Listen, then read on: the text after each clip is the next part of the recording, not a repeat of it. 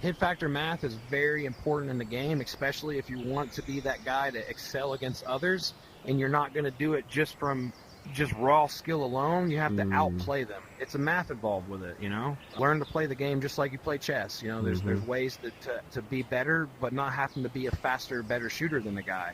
Just like the target array. If I do this array right here, check this out.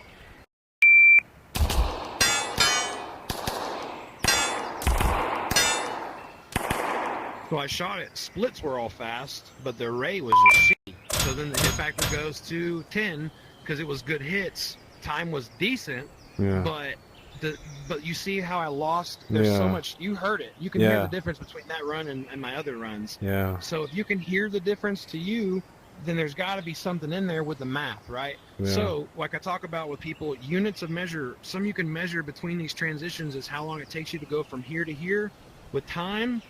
And you can also measure it with angles. So if you had like a protractor, you could measure from here to here, and that's a unit that's measurable, right? Yeah. So when you're walking around, if you can see both my hands, I have my hands up in like a triangle position, and I'm clapping them together, if you will. Yeah.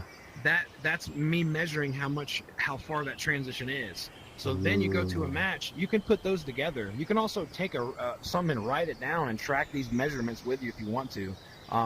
You know, it's a lot to think about at first, you know, and I always recommend people at first when they're first going is just make sure you have fun at the matches, be safe, you know, and then have a plan each time you go. Today I'm going to try to go for fast time, see if I can compete with that guy who's an M-class shooter.